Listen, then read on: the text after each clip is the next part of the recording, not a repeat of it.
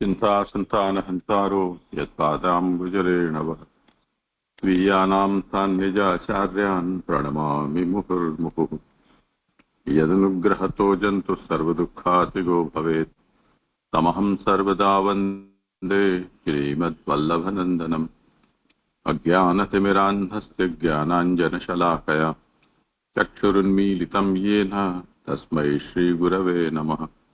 नमामि हृदये शेषे लीलाक्षीराब्धिशायिनम् लक्ष्मीसहस्रलीलाभिः सेविमानं कलानिधिम् चतुर्भिश्च त्रिभिस्तथा षड्भिर्विराजते योऽसौ पञ्चधा हृदये मम। करो आरंभ जिनका कर्म हो। बनवत राम जी, आज भी मेरे क्रम में श्लोक संख्या 37, 38, 39 तक। कल हमने देखा था भागवत जी के प्रथम स्कंद के 15वें अध्याय में श्लोक संख्या अपन ने 34, 35, 36 का अवगाहन किया। तो उस संदर्भ में वहां पर आया कि किस तरीके से प्रभु ने यादवों का जो देह था उसका त्याग हुआ। वो यादवों के त्याग, देह रूपी त्याग को जिस तरीके से कांटे को निकाला जाता है उस अर्थ में हमने समझा। फिर प्रभु जो अन्य अवतार में जो भी अवतार धारण करते हैं तो किस तरह प्रभु अपने उन अवतार में धारण की हुई रूप का यानी देह का त्याग करते हैं उसका अर्थ समझा। और प्रभु के अर्थ में जब उस बात को आया तो वो हमने समझा कि प्रभु अपने परिच्छिन्न स्वरूप का त्याग करते हैं। अपरिच्छिन्न रूप से प्रभु विराज रहे हैं भूतल पर, मतलब क्योंकि अपरिच्छिन्नतया प्रभु कभी त्याग कर ही नहीं सकते हैं। तो परिच्छिन्न स्वरूप जो प्रभु का ज्ञापित हो रहा दिख रहा है उसका त्याग समझना चाहिए। प्रभु देह सहित भूतल का त्याग नहीं करें उस अर्थ को भी समझा। और प्रभु के त्याग करने से अब जो प्रभु के कृतार्थ जीव हैं, जो जिनके ऊपर प्रभु की कृपा दृष्टि है, उनका क्या होगा, क्योंकि अब प्रभु का भूतल से पधारने के कारण कलयुग का प्रवेश हो गया है। उस संदर्भ में अपन ने समझा कि प्रभु की जो कथा है भागवत वो प्रभु के समान है, उससे जीव की कृतार्थता होगी यानी मुक्ति मोक्ष प्रदान होगा। और उसी संदर्भ में बताया कि कलयुग का आगमन सबके लिए नहीं है, जो जीव सावधान है यानी कि जिनका चित्त जागृत है उनके लिए कलयुग का प्रवेश नहीं है। अब श्लोक संख्या 37 से आगे का आज का अवगाहन प्रारंभ करते हैं। तो यहाँ श्लोक 37 की उत्थानिका, तो युधिष्ठिर को अपने विषय में किसी प्रकार की चिंता नहीं है ऐसी आशंका करके कहा जा रहा है कि अब क्या युधिष्ठिर को, मतलब इसका अर्थ मुझे इससे समझ में आ रहा है कि क्या युधिष्ठिर को अपने विषय में कोई चिंता है, ये विचार के अब आगे का श्लोक 37 में सुत जी हमको बता रहे हैं। देश में और पूर्व में मुझे इसमें ऐसा लग रहा है कि पूर्व श्लोक में ये निरूपण हुआ ना कि कलिकाल जो है वो अप्रतिबुद्ध चेतस जो हैं, यानी जिनकी चेतना जागृत नहीं है, कली के प्रति जो सावधान नहीं है, ऐसों का ही वो नुकसान करता है। तो उस विषय में जो युधिष्ठिर हैं वो तो जागृत हैं, तो युधिष्ठिर को किसी प्रकार की कोई चिंता नहीं होनी चाहिए, ऐसी आशंका करके अब आगे समाधान कर रहे हैं। जी कि अब जो जैसे अपन ने अभी जे ने बताया कि वहां पर कलयुग जो है वो प्रवेश कर चुका है, लेकिन कलयुग किन जीवों को अपना मतलब आधार नहीं बना सकता है, कलयुग का प्रभाव किन पर नहीं होगा, जो जीव जागृत है। युधिष्ठिर जागृत है ही, और उस संदर्भ में युधिष्ठिर की को कोई चिंता नहीं है ऐसी आशंका करके कहा जा रहा है।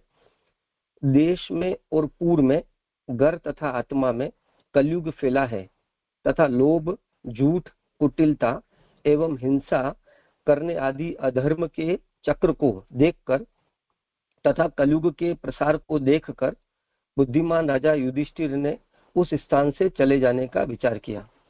सुबोधिनी जी, व्याकुलता आदि न होने पर भी, दृढ़ स्थिति रहने से भी काल ज्ञान का विकास नहीं मानता।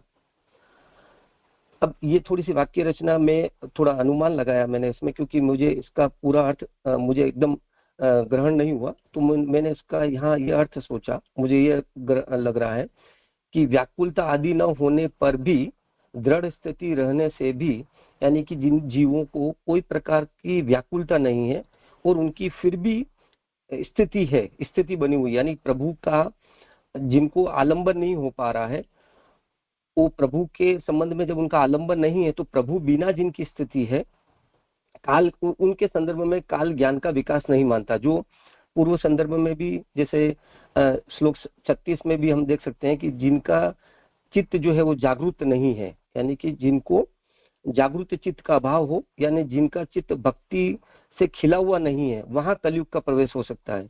तो दृढ़ तो हो गई स्थिति, पर भक्ति नहीं खिली हो तो उनका कलिकाल जो है, काल जो है वो ज्ञान का विकास नहीं मानता उनके संदर्भ में। वह कलिकाल युधिष्ठिर आदि को भी अप्रकाशित ज्ञान वाला ही मानता है। तो अब जो कली जो प्रवेश हो चुका है कली का, वो कली अब युधिष्ठिर के बारे में भी, युधिष्ठिर आदि के संदर्भ में भी कली का यही मानना आ रहा है कि उनके ऊपर भी प्रभु की कृपा दृष्टि नहीं है। अब युधिष्ठिर आदि पे प्रभु की कृपा दृष्टि न होने का अगर कली ऐसा सोच रहा है तो क्या कारण हो सकता है? तो हम सोच सकते हैं कि अभी प्रभु भूतल से पधार गए हैं, प्रभु ने आसुर व्यामोह लीला करी है, स्वधाम पधारे हैं, और युधिष्ठिर वगैरह की अभी भूतल पर स्थिति है, यानी वो अभी अपने राज्य में स्थित हैं, राज्य का अभी भी उन्होंने राज्य चला रहे हैं। भागवत, जैसे कल जैसे ने बताया, भागवत वगैरह जो फिर से आलंबन करने के लिए अभी अवेलेबल नहीं है और उनकी स्थिति है। तो कली इस संदर्भ में युधिष्ठिर आदि के संदर्भ में अप्रकाशित ज्ञान वाला मान रहा है, ऐसा मेरी समझ है।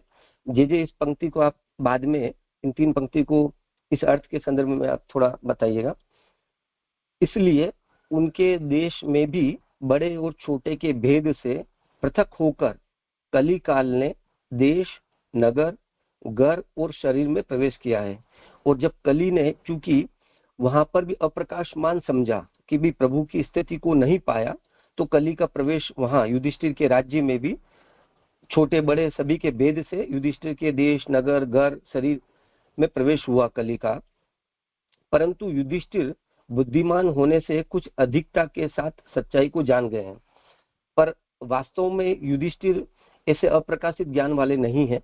युधिष्ठिर के ऊपर प्रभु की कृपा है, युधिष्ठिर आदि के ऊपर, तो उन्हें तो इस प्रभु कलिकाल की जो प्रवेश है उस स्थिति का युधिष्ठिर को ज्ञान हो रहा है कि, और वो ज्ञान भी क्या हो रहा है, उनको अधिकता के साथ सच्चाई को जान गए कि अब कली जो आया है वो क्या उद्देश्य लेकर यहाँ आया है।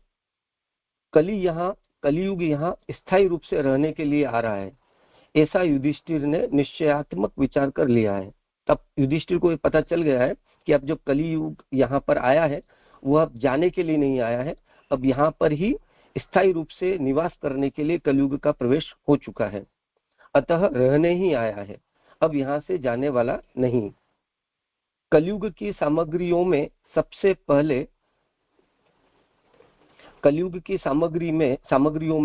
पहले सभी दोषों का घर लोभ है।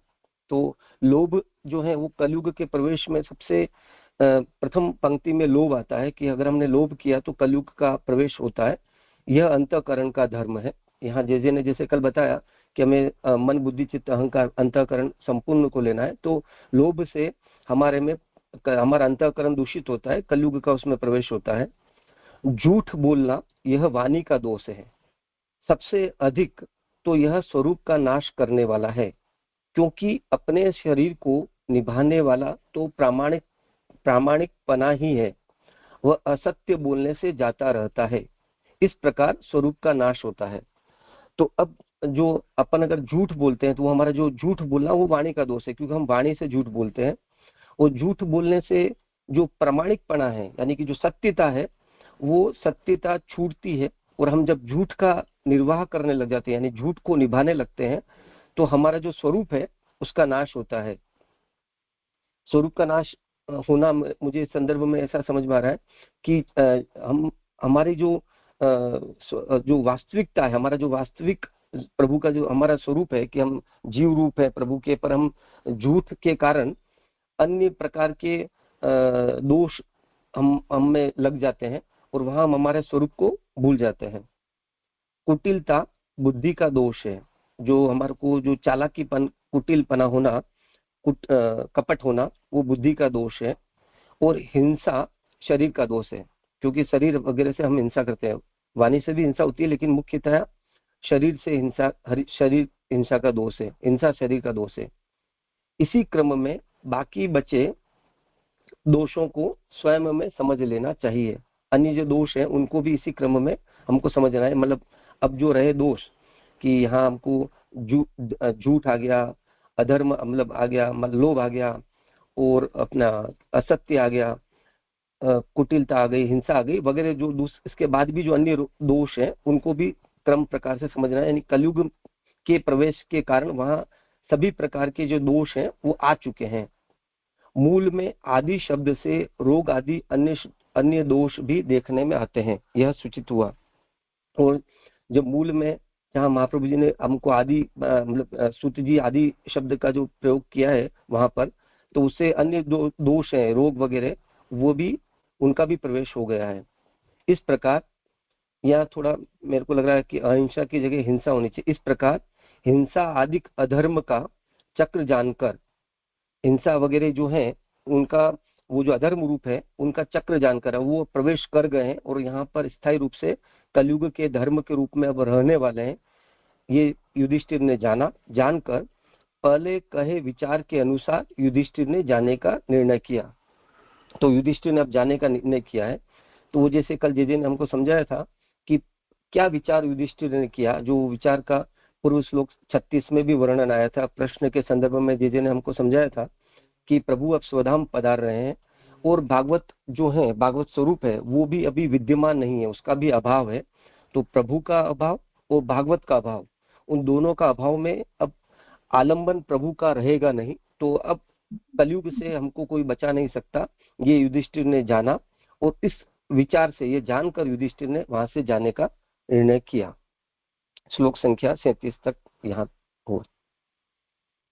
कुछ वो विचार नहीं तो जे जो मैंने ये संदर्भ सोचा था, व्याकुलता आदि न होने पर भी दृढ़ स्थिति रहने से भी काल ज्ञान का विकास नहीं मानता, क्योंकि दोनों स्थिति पॉजिटिव आ रही है। न तो जीव व्याकुल है, न ही अदृढ़ स्थिति, यानी कि स्थिति भी दृढ़ है। तो काल उनका ज्ञान का विकास क्यों नहीं मान रहा है? तो उस संदर्भ में मैंने ऐसा सोचा कि जैसे भक्ति का भाव वहां समझना चाहिए। तो ये विचार सुसंगत है। इसको पूरा एक बार लगातार पढ़ोगे तो थोड़ा अधिक स्पष्ट हो जाएगा। देखो युधिष्ठिर जो हैं वो क्या देख रहे हैं कि राष्ट्रे पूरे ग्रहे तथा आत्मनि तत्परिसर्पणम युधिष्ठिरः बुधः। युधिष्ठिर ने पूर्व में, राष्ट्र में, घर में तथा आत्मा में यानी खुद के भीतर भी काल का परिसर्पण यानी प्रवेश युधिष्ठिर ने जाना।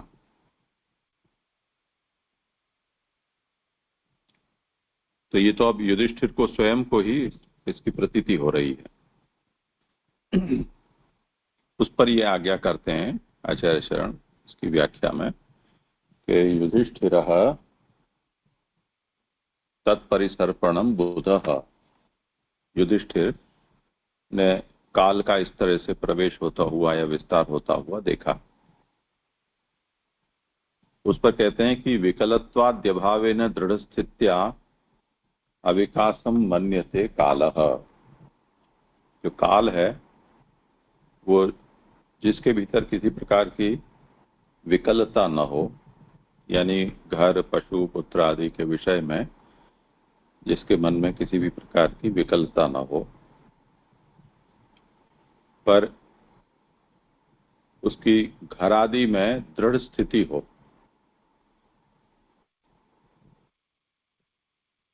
तो अविकासम मन्यते कालः।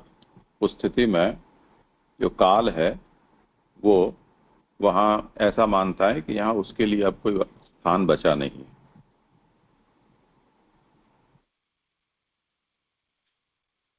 किसकी स्थिति? धर्म की या युधिष्ठिर की स्थिति, ऐसा अभी समझो। परंतु युधिष्ठिर तो अभी राज्यासन पर बैठे हुए हैं और अपने राजधर्म का निर्वाह कर रहे हैं। तो उस स्थिति में काल ने क्या माना कि सतु युधिष्ठिरादीनपि तथा मन्यते, युधिष्ठिर आदि को भी यानी पांडवों सभी को वो उसी प्रकार का देख रहा है, यानी वो भी घर पशु पुत्र इत्यादि में उनकी दृढ़ मति है, ऐसा काल को स्पष्ट स्पष्ट प्रतीत हो रहा है। इसलिए फिर काल ने भी कहा कि ठीक है, अब जब ये लोग इतना इसमें रचे पचे हुए हैं तो मैं क्यों रह जाऊं। तो उसने भी राष्ट्र ग्रह नगर शरीर इन सब में उसने प्रवेश कर दिया।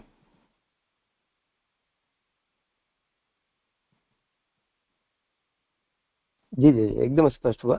यानी जो दृढ़ स्थिति है वो घर वगैरह में, दृढ़ स्थिति घर वगैरह में अभी भी उनकी दृढ़ता बनी हुई है।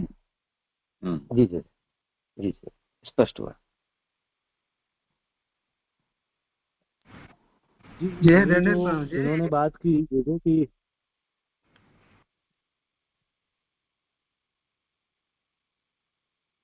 जो भी बोलना शुरू करे वो रुके नहीं, क्योंकि एक साथ दो बोलते हैं फिर दोनों ही चुप हो जाते हैं, तो फिर किसको बोलना है वो पता नहीं चलता। आप बोलिए पहले।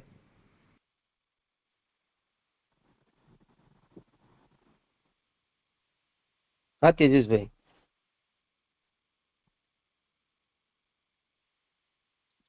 हाँ दे दंडवत प्रणाम। मैं तेजस का फोन म्यूट है, वो भी नहीं बोल रहा है। हाँ बोलो।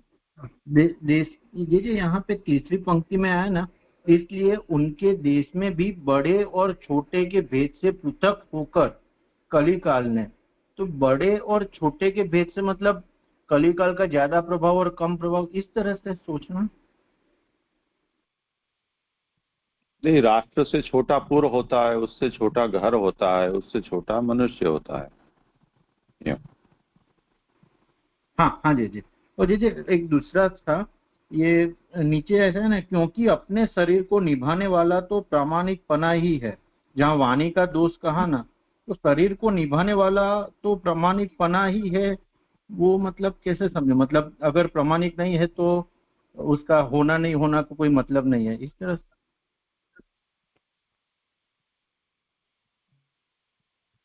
हाँ यही जो संदर्भ गिनाए समझ में आ उसमें रहा है। दोष लोभ अनृत जिह्म और हिंसा, ये यहाँ चार गिनाए हैं। ये उसकी सामग्री है कली की। तो उसमें जो अनृत है वो वाणी का दोष बताया। वो ऐसा है कि जो स्वरूप का नाशक है, यानी जो आदमी झूठा हो उसकी प्रसिद्धि हो जाए कि ये झूठा है, तो कोई व्यक्ति उसको मानते ही नहीं है उस व्यक्ति, तो उसका स्वरूप नाश ही हो गया ना। तो जो सत्य है वो स्वरूप निर्वाहक होता है, यानी व्यक्ति की जो प्रतिष्ठा है वो सत्य पर रहती है, उसकी गिनती सत्य के आधार पर होती है। तो सत्य से जो व्यक्ति चलित हो गया उसकी गिनती ही लोग नहीं करते हैं, ये उसका स्वरूप का नाशक हो गया। हाँ जी हाँ स्पष्ट हुआ जी। जी जी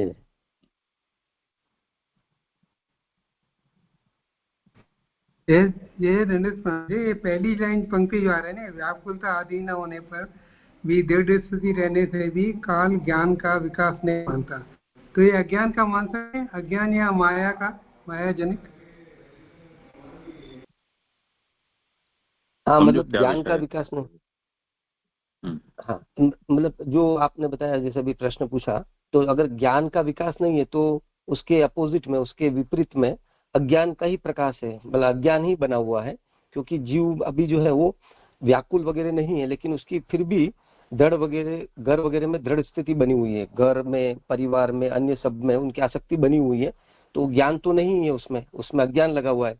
तब कली काल के प्रवेश का योग्य स्थल है वो, क्योंकि उसका जो चित्त है वो प्रकाशित नहीं है। जो अपन ने पूर्व श्लोक में भी देखा कि चित्त कलयुग का प्रवेश कहाँ नहीं होगा, जहाँ चित्त जो है वो उसका प्रकाशित हो, ज्ञान से प्रकाशित हो, ज्ञान भक्ति से। और अपने जो स्वरूप जी ने बताया ना, स्वरूप का नाश, उसमें देहाध्यास ले सकते हैं? नहीं, देहाध्यास नहीं है। जेजे ने जैसे बताया कि जो अगर हम असत्य का पक्ष लेते हैं, असत्य बोलते हैं, तो हमारे ऊपर किसी को भी हमारे होने के ऊपर उसको विश्वास नहीं होता, यानी हमारा स्वरूप अब उसके लिए न होने के बराबर हो गया अगर हम असत्य पे चल रहे हैं। क्योंकि सत्य अगर जब व्यक्ति बोलता है तो उस व्यक्ति की गिनती की जाती है कि ये व्यक्ति है, और उसकी बात को कोई मतलब को गिना जाता है, उसकी बात की मान्यता रहती है। तो उसकी बातों की अमान्यता होना यानी उस व्यक्ति का न होना, यानी उसके स्वरूप का नाश समान है। ऐसा जे ने समझाया, उससे मैं समझ पा रहा हूँ। हाँ, ये स्पष्ट हो गया। जी, वो मेरा भी वो क्वेश्चन का जो आ गया आंसर, आपने स्वरूप का नाश करने वाला वो स्पष्ट नहीं हो रहा था, तो हो गया वो भी क्लियर। जी, प्रणाम जी। ये जो प्रथम पंक्ति है सुबोधनी की, उसको अगले श्लोक के साथ लगातार व्याख्यान हो ऐसा समझकर उसको पढ़ना चाहिए। तो वो श्लोक की संख्या बदल जाती है, पैराग्राफ बदल जाते हैं, पर विषय तो अभी वो का वो ही चल रहा है। जी जी जी। पहले वचन में जो कहा ना वहां कि व्याख्यान में ये बात बताई कि जो कमल होते हैं वो कुछ इस प्रकार के होते हैं कि पूर्ण रूप से खिल जाएं, और कुछ ऐसे होते हैं जो अध खिले होते हैं। तो दिन के पिछले भाग में जो थोड़ा बहुत खिलना शुरू हुआ है कमल, तो सूर्य प्रकाश जैसे ही कम हो जाता है, अंधारा हो जाता है, तो वो अध खिला है वो बंद भी हो जाता है। पर जो कमल ऐसा है कि अब पूर्ण रूप से खिल चुका है, तो ऐसे कमल को सूर्यास्त हो जाने पर या अंधकार हो जाने पर भी उसके बंद हो जाने की कोई संभावना नहीं रहती। तो अंधकार होता है या प्रकाश कम हो जाता है, तब भी उस कमल को कोई नुकसान नहीं है कि जो पूर्ण रूप से खिल गया है। और जो दूसरे कमल होते हैं उनमें ये हो जाता है कि अध खिले होते हैं, तो रात को आश्रय खोजने वाले जो ऐसे जीव जंतु होते हैं वो उसमें बसना शुरू हो जाते हैं। तो जिनका ज्ञान से जिनकी बुद्धि ऐसे ही जागृत हो गई है, और साथ साथ जिनके भीतर ऐसा भक्ति भाव भी जागृत हो गया है, तो ज्ञानेन विकासः भक्त्या मुकुल संभावना भावः। ज्ञान से जिसका विकास हो गया है, यानी जिनके ज्ञान चक्षु खुल गए हैं, जो अब भक्ति के कारण बंद भी नहीं होने वाले हैं, ऐसा निर्भ्रांत ज्ञान हो गया है। तो उस स्थिति में उसको अब कली का प्रभाव नहीं रह जाता है। पर जो व्यक्ति ऐसा है कि जिसके भीतर अभी उस प्रकार की विकलता नहीं है, ऐसा कब होता है कि जब कली के कारण थोड़ा बहुत भी जिसके मन में सावधान होने की वृत्ति जग रही है, यानी होता है, चलता है, कुछ नहीं है, चिंता मत करो, ये सोचकर जो कली के प्रति असावध है और ऐसा ही ग्रहाशक्ति में दृढ़ता से लगा हुआ है, तो उस स्थिति में कली ये देख रहता है कि ये चौकन्ना नहीं है। तो युधिष्ठिर आदि हैं, वो भी इसी प्रकार राज्य में दृढ़मति वाले थे। ऐसा देखा तो कली को लगा कि ये भी उसी प्रकार के लोग हैं, असावध।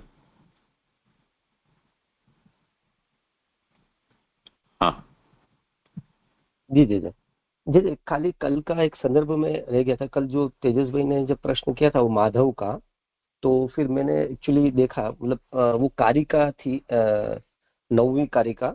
वहां पे वो महाप्रभु जी ने जो, मतलब हिंदी में तो नहीं है वो कारिका, गुजराती में है, तो वहाँ माधव ही आया कारिका में, माधव प्रभु ऐसा। हाँ, अ, सर्वम काल स्वामी तो माधव। हाँ हाँ जी जी जी। अब मैं आगे ले लूँ जो हाँ करो ना। अभी जैसे, हाँ, तो अभी जैसे जे ने बताया पूर्व की संगति से सोचना, तो अब हाँ युधिष्ठिर प्रणाम ने, जी। अब, हेलो।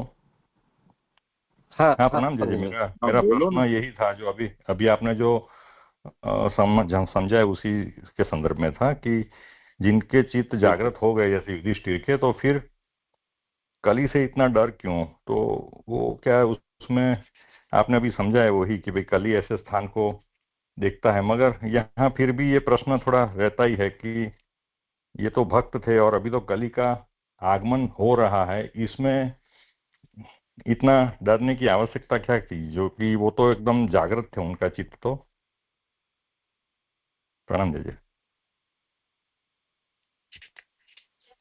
करो। अ, हाँ, मतलब जैसा अभी आपका अगर प्रश्न बाकी रहा हो, मतलब उसका आंसर, तो मुझे ऐसा संदर्भ आ रहा है जैसे जे ने बताया अभी कि कलयुग का प्रवेश को वो जान रहा है, और वो युधिष्ठिर को ये पता है कि अब ये जो कलयुग आया है वो अस्थायी रूप से रहने आया है। और अपन ने पूर्व श्लोक में देखा है कि जो प्रभु का, जिनको प्रभु की शरण ना हो, यानी कि प्रभु का अवलंबन ना हो, तो उस स्थिति में मोक्ष मुक्ति वगैरह प्राप्त नहीं होती है। तो अब जो युधिष्ठिर वगैरह, मतलब अब चाहे वो कलयुग का भी प्रवेश हुआ है, पर कलयुग की भयावहता युधिष्ठिर को पता है, उनके वो ज्ञान है उनको, हमको वो ज्ञान नहीं है, इसलिए हमको कलयुग का वो इतना इफेक्ट कितना डेंजरस है वो हम उसका अनुमान नहीं लगा पाते हैं। पर युधिष्ठिर को वो अनुमान लग रहा है कि अब ये जो कलयुग है वो आया है, वो कलयुग किस तरीके की भयावहता लेके आया है जीव के लिए।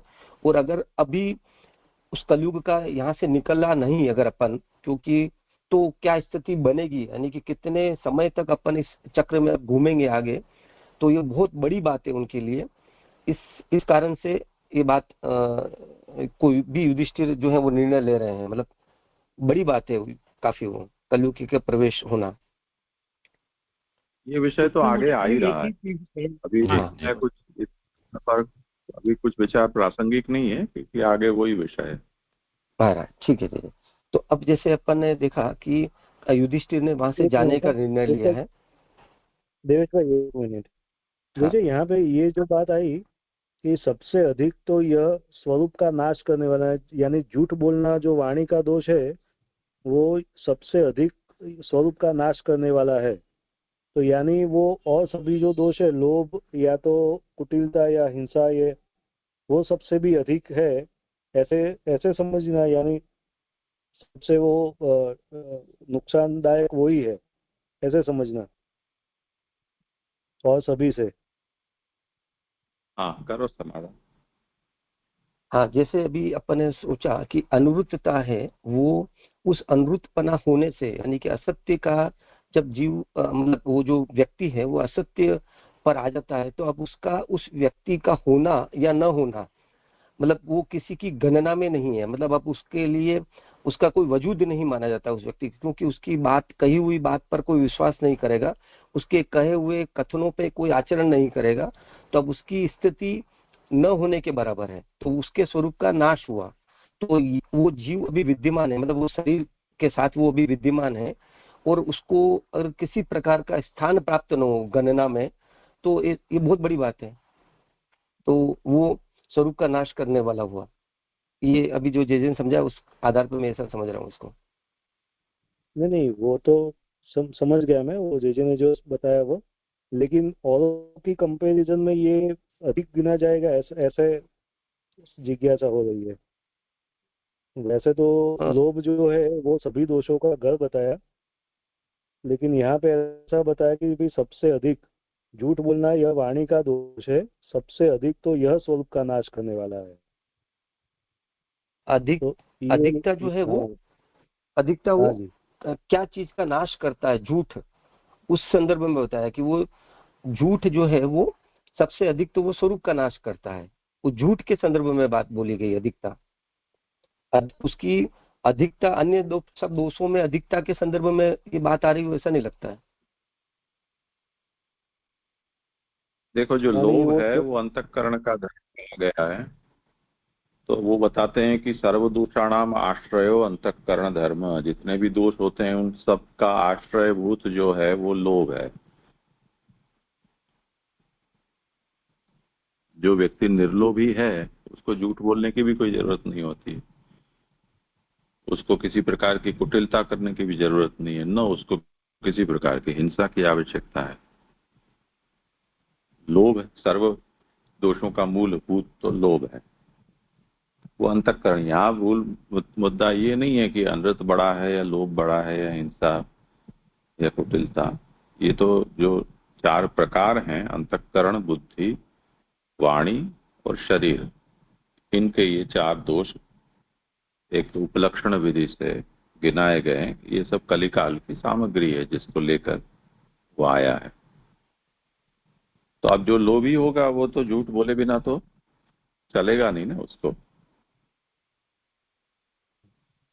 जी जी तो जी, जो सत्य का मूल है वो फिर लोभ हो जाएगा। अब लोभ है तो उसको कुटिलता भी करनी होगी। इसी तरह ज्यादा आगे बढ़ा वो हिंसा में भी जाएगा। जी जी जी जी, आया समझ में। और दूसरा ये भी है कि आप लोग, ठीक है, आपने छोटे छोटे शब्दों को लेकर आप लोग विचार करते हो, इसलिए यहाँ ये बात खुली भी होती है। वैसे मूल में जो शब्द है कि स्वरूप का, हाँ, सबसे, हाँ, झूठ बोलना है वाणी का दोष है, सबसे अधिक तो यह स्वरूप का नाश करने वाला है। तो ये सब जो सबसे अधिक और ये जो सब शब्द हैं वो अनुवादक के हैं, मूल के नहीं है। अच्छा, तो मूल में तो सर्वदोषाणाम आश्रयो अंतःकरण धर्म, सभी दोषों का आश्रय अंतःकरण का धर्म लोभ, ये प्रथम दोष है। अनृतम मूल का शब्द है श्लोक में जो आया है। अनृत यानी वाग दोष है, ये वाणी का दोष है। प्रायण स्वरूप नाशक है, ज्यादा करके वो स्वरूप का नाश करने वाला होता है। पूर्ण विराम। प्रामाण्य कोटे है स्वरूप निर्वाहक से नाशात। अब अधिक करके स्वरूप का नाश करने वाला होता है, उसमें हेतु क्या? तो प्रामाणिकता ही व्यक्ति का स्वरूप है। इसलिए जो सत्य है वो स्वरूप का निर्वाहक होता है, पर जैसे ही असत्य बोलोगे तो स्वरूप का नाश हो जाएगा। मूल में केवल इतना ही है। तो वो कुछ छोटे मोटे जो शब्द हैं वो अनुवादक ने लिखने के प्रवाह में कुछ कुछ शब्द अपने अपने इसमें जुड़ जाते हैं। गुजराती वाला जो अनुवाद है वो एकदम लिटरल ट्रांसलेशन है, जिसमें कोई कोमा और उसकी भी कोई अंतर नहीं है। हिंदी वाला अनुवाद है वो ऐसा नहीं है। इसलिए कभी ऐसा हो जिनकी प्रस्तुति और हो गुजराती जानते हो तो गुजराती वाला देख के करें तो ज्यादा अच्छा है, तो ये सब झगड़े निकल जाएंगे। जी जी जी जी जी जी जी। अब आगे लेता हूँ कि अब उस अधर्म का चक्र जानकर युधिष्ठिर ने अब जाने का निर्णय लिया है। तो अब जो युधिष्ठिर ने जाने का निर्णय है युधिष्ठिर का, उस संदर्भ में अगले श्लोक 38 और 39 की उत्थानिका आ रही है कि शक्ति रहित मनुष्य को त्याग वृत्ति उचित नहीं, क्योंकि त्याग किया हुआ पदार्थ वासना को उत्पन्न करता है। कि कोई भी व्यक्ति जो शक्ति रहित है, अगर वो त्याग करेगा, क्योंकि अब युधिष्ठिर ने त्याग का निर्णय लिया है, तो अगर कोई शक्ति रहित मनुष्य त्याग का निर्णय करेगा तो वो उचित नहीं है। क्यों उचित नहीं है? क्योंकि त्याग अगर बिना वैराग्य के, यानी कि पहले उसके मन में अगर वैराग्य नहीं आया और उसने त्याग किया, तो पदार्थ की वासना बनी रहेगी और वासना उसके मन में उत्पन्न हो जाएगी।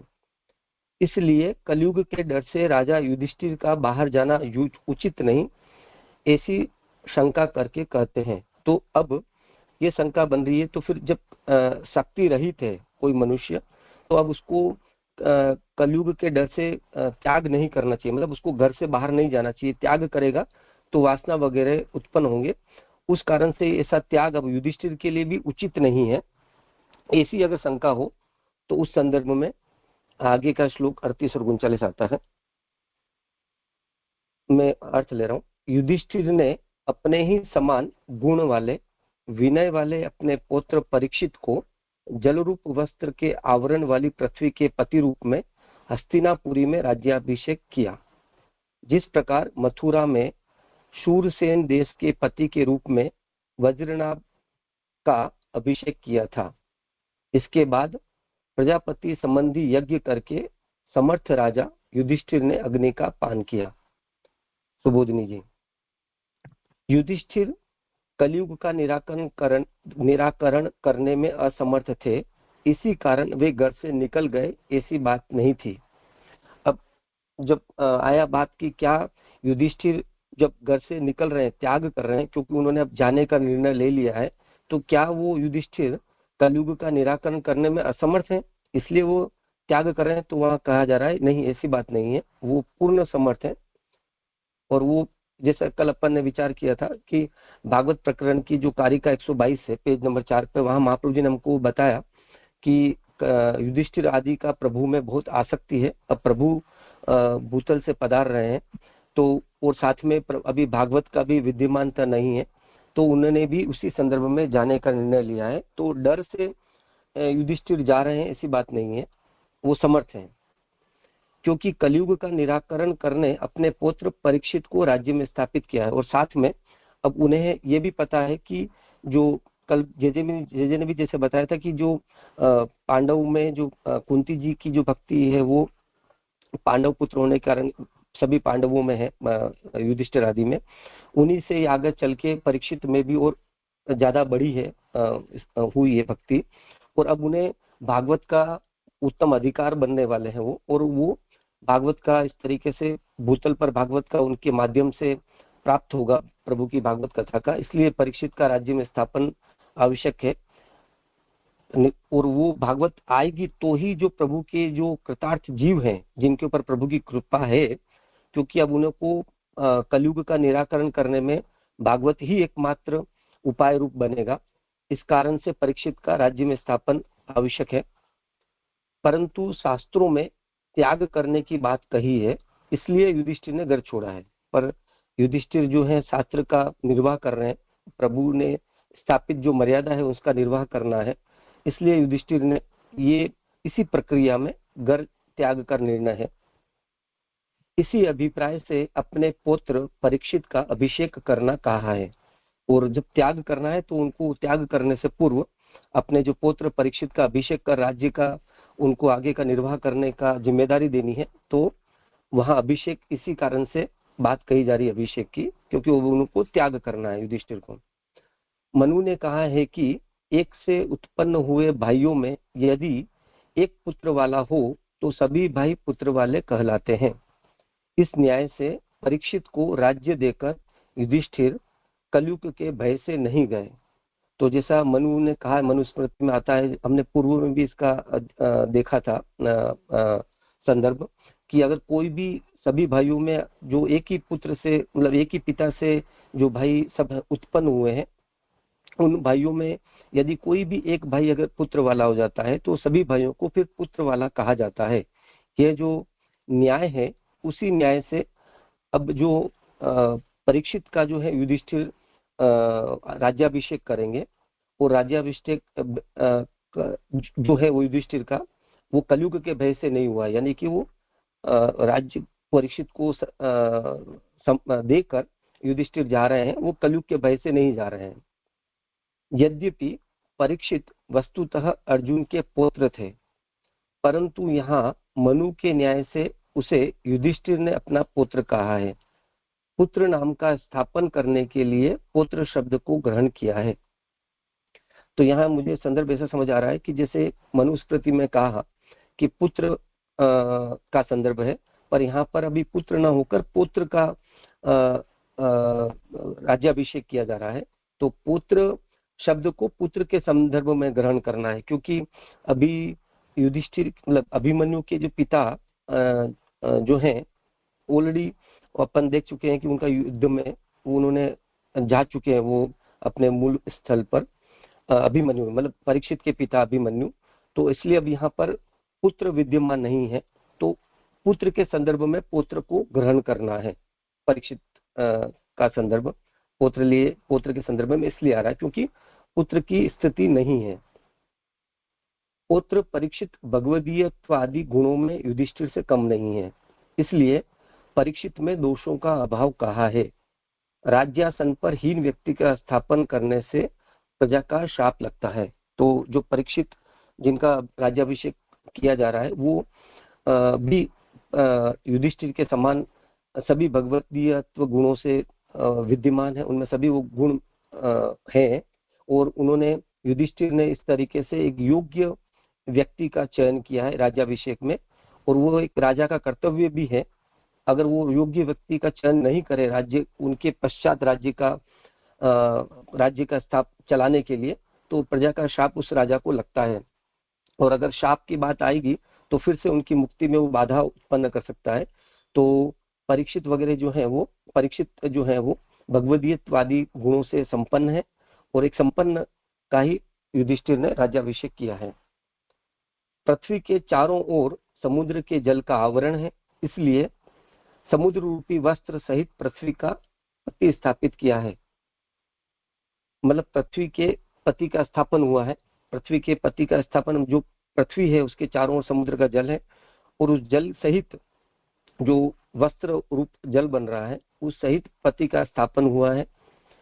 और राजा जो वस्त्र रहित स्त्री से चरण दबवाते हैं उतने मात्र से अपना पतिपना मानते हैं।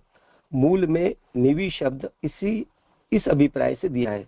तो मूल श्लोक में जो निवि शब्द आया है, तो ये निव्या, वहां पर जो निवि शब्द आया है वो उन राजाओं के लिए कहा गया है जो वस्त्र रहित अपनी स्त्रियों से चरण दबाते हैं और उसमें ही वो अपना पतिपना मानते हैं।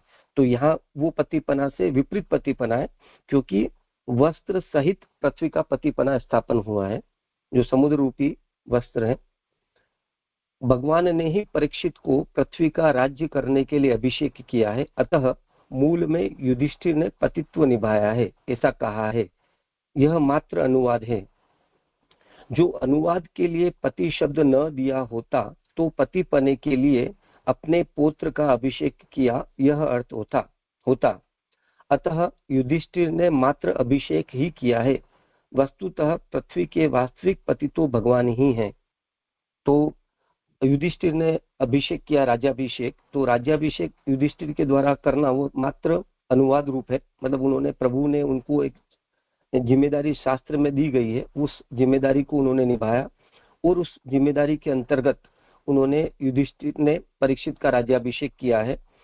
वो राज्याभिषेक करके वहां पर जो पृथ्वी पतिपना जो सिद्ध हुआ है वो युधिष्ठिर का पतिपना सिद्ध नहीं हुआ है, वो प्रभु का पतिपना सिद्ध हुआ है। क्योंकि पृथ्वी के वास्तविक पति तो भगवान ही है, क्योंकि पृथ्वी के वास्तविक पति भगवान है। तो अपन इस संदर्भ में ये भी समझ सकते हैं कि पूर्व अध्याय में हमने देखा कि किस तरह प्रभु ने परीक्षित की गर्भ में ब्रह्मास्त्र से रक्षा करी है, क्योंकि अब परीक्षित आगे चलकर जो कलयुग आएगा, कलयुग आ चुका है, उसको दंड देगा, वो पृथ्वी की पीड़ा को दूर करेगा। उस कार्य को परीक्षित निर्वाह करेगा, मतलब उस कार्य को परीक्षित करेगा। उस कार्य को परीक्षित से करवाने के लिए राज्याभिषेक हुआ है। तो इस तरह प्रभु ने अपना पति रूपता निभाई है। पृथ्वी के पति प्रभु हैं, और इस तरह प्रभु ने अपना पतिपन पृथ्वी के संदर्भ में निभाया है। इसी प्रकार वज्रनाभ का भी अभिषेक किया है। अनिरुद्ध का पुत्र वज्रनाभ था, उसका अभिषेक शूरसेन देश के पति के रूप में किया था। तो मतलब मुझे इसका थोड़ा लीला का थोड़ा संदर्भ नहीं है, लेकिन युधिष्ठिर ने ही इसी किया होगा। इस संदर्भ में यह बात आ रही होगी कि युधिष्ठिर ने इस तरह ही पूर्व में वज्रनाभ का भी अभिषेक किया था, तो वज्रनाभ का अभिषेक जो हुआ है वो शूरसेन देश के पति के रूप में, वहां पे भी प्रभु ने अपना पतिपना निभाया है पृथ्वी के संदर्भ में, और उसी संदर्भ में हमें उसको देखना है। इस मर्यादा के अनुसार जितना देश था उतना देश उनको दिया है, मतलब परीक्षित को और अपने वज्रनाभ को, जिनकी जो देश की सीमा थी उस देश में उनका स्थापन कर, और युधिष्ठिर ने अपना जो धर्म है उसको निभाया है। तत्पश्चात उन दोनों द्वारा राज्य स्वीकार कर लिए जाने पर, यानी दोनों मतलब परीक्षित और वज्रनाभ के द्वारा जब राज्य का स्वीकार हो गया, राज्य का वो निर्वाह करने लगे, प्रजापति संबंधी दृष्टि करने की बात शास्त्र में कही है। तो अब राजा का अब उसके बाद क्या कर्तव्य है, जैसा अपन पूर्व में इसी श्लोक में देखा कि अब शास्त्र की आज्ञा से, शास्त्र की मर्यादा में युधिष्ठिर आदि ने त्याग का निर्णय लिया, मतलब त्याग करना है उनको अब, तो वो प्रजापति संबंधी दृष्टि करने की बात शास्त्र में कही है, मतलब अब त्याग करना रहेगा। इसी से युधिष्ठिर ने प्रजापति संबंधी दृष्टि बनाकर स्वयं में अग्नि का आरोपण किया है। ऐसा करने में वे समर्थ थे। तो अब युधिष्ठिर ने जो है वो प्रजापति संबंधी अपनी दृष्टि रख कर प्रजापति संबंधी जो है यज्ञ करके संन्यास ग्रहण कर लिया है। और वो जो संन्यास ग्रहण किया है युधिष्ठिर ने, वो समर्थ है संन्यास से, क्योंकि युधिष्ठिर समर्थ है और समर्थता के अंतर्गत उन्होंने वो संन्यास यानी त्याग का निर्णय लिया है। तो जो उत्थानिका में आया था प्रश्न संदर्भ कि एक असमर्थ को त्याग नहीं करना चाहिए, तो उसका भी यहाँ पर समाधान प्राप्त हो रहा है कि युधिष्ठिर और आदि जो है उन्होंने जो त्याग किया है वो समर्थ है, और इस तरीके से वहां उनके त्याग में कोई प्रकार का दोष नहीं है। श्लोक 38-39 यहाँ पूर्ण हुआ।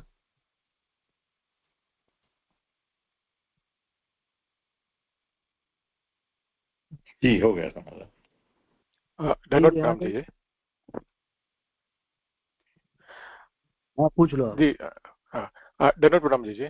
तो यहाँ पे जो आया कि पृथ्वी के चारों ओर समुद्र के जल का आवरण है, इसलिए समुद्र रूपी वस्त्र सहित पृथ्वी का पति स्थापित किया है, और जो राजा तो वस्त्र रहित स्त्री से चरण दबाता है। जी यहाँ पे वस्त्र रहित या वस्त्र सहित होना चाहिए, क्योंकि उतने मात्र से अपना पतिपना मानते हैं।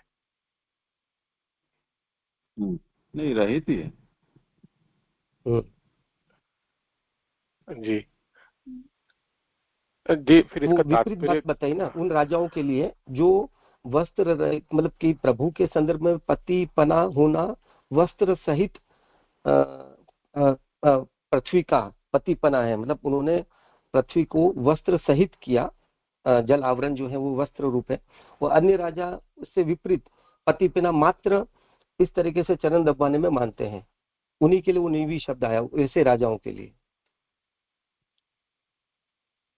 जी जी स्पष्ट हुआ।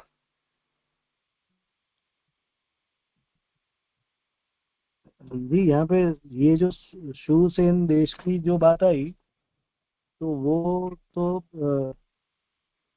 क्योंकि अनिरुद्ध का पुत्र वज्रनाभ था, उसका अभिषेक शूरसेन देश के पति के रूप में किया था। तो ये देवेश भाई ने जिस तरीके से लेकर ये युधिष्ठिर ने किया था, तो वो उसके संदर्भ में पूछना था। ये तो शायद मथुरा की बात है ना जी? अर्जुन जब सबको लेकर और आए वहां वापस इंद्रप्रस्थ, तब युधिष्ठिर ने वज्रनाभ को मथुरा प्रदेश का राजा बना दिया था। तो अब जो अभिमन्यु के पुत्र को जब परीक्षित को अपना राज्य देकर ये वानप्रस्थ होने वाले हैं, उसमें निरूपण ये आ रहा है ना कि पूरी पृथ्वी को का उसको आधिपत्य दिया। तो उसका तात्पर्य ये है कि जिन जिन प्रदेशों में उस समय जो भी कोई अन्य राजा हों जो उसके अधिपति हों, उनको छोड़कर और बाकी की पति का दिया, पृथ्वी का राज्य दिया। ऐसा जी जी जी। तो अभी जी मेरा कम है, तो मैं लूँ आगे? हाँ करो। हाँ जी अभी ये जो श्लोक 38 और 39 में हमने ये देखा कि भाई युधिष्ठिर जो है वो अभी जो त्याग की जो बात आ रही है तो उस तरीके से त्याग के संदर्भ में आगे बढ़ रहे हैं वो त्याग करने के लिए। तो उसी बात को आगे अभी बढ़ा रहे हैं श्लोक 40 में कि शास्त्र में कहे अनुसार, उठाने का पढ़ रहा हूँ, शास्त्र में कहे अनुसार युधिष्ठिर ने राज्य का त्याग किया है। तो जो त्याग किया है वो शास्त्र में कहे अनुसार किया है, इसलिए घर में ही सब कुछ त्यागा हुआ होने से वे वासना रहित थे। क्योंकि मन से वासनाओं का त्याग किए बिना केवल ऊपर से त्याग करना एक तरफा त्याग कहलाता है। तो यहाँ पे जो सही जो त्याग है उसकी बात कर रहे हैं, क्योंकि जो सिर्फ वासनाओं का त्याग किए बिना अगर त्याग करो तो वो तो एक तरफा त्याग है और ऐसे त्याग को अशास्त्रीय कहा है। तो ये जो त्याग है वासनाओं के त्याग किए बिना उसको अशास्त्रीय त्याग है। तो युधिष्ठिर ने जो त्याग किया वो ये सब कुछ यानी कि वासना रहित हो गए, इस तरीके से उन्होंने त्याग किया।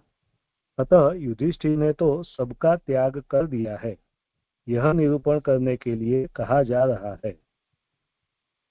श्लोक 40 विसृज्य तत्र तत् सर्वं दुकूल वलयादिकं निर्ममो निरहंकारः सच्छिन्नाशेष बंधनः। युधिष्ठिर ने रेशमी वस्त्र, कंकण आदि सब कुछ वहां ही छोड़ दिए।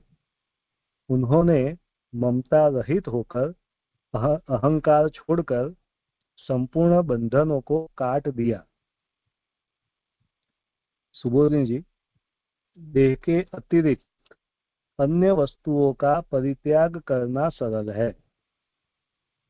इस विषय में कहा है कि युधिष्ठिर के पास रेशमी वस्त्र तथा कंकण आदि सदैव विद्यमान रहते थे। तो यहाँ पे दिखा रहे कि जब त्याग किया युधिष्ठिर ने, वो त्याग के लिए वो आगे बढ़े, तब सब जो भी कोई वस्तु अपने पास रहते थे एक राजा होने के कारण वो सब उन्होंने त्याग कर दिया।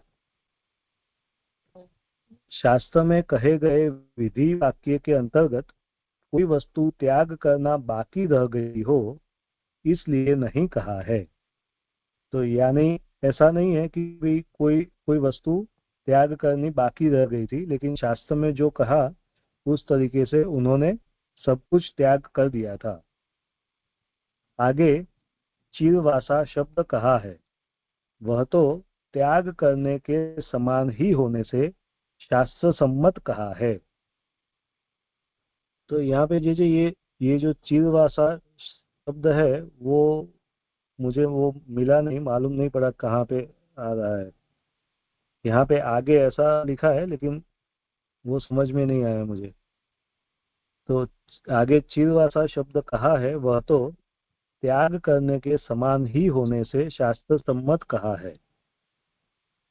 निर्मम शब्द, ये जो निर्ममो निरंकार मूल श्लोक में आ रहा है, वो निर्मम शब्द छोड़े हुए पदार्थ के प्रति अपनापन न होने की स्थिति को स्पष्ट करता है।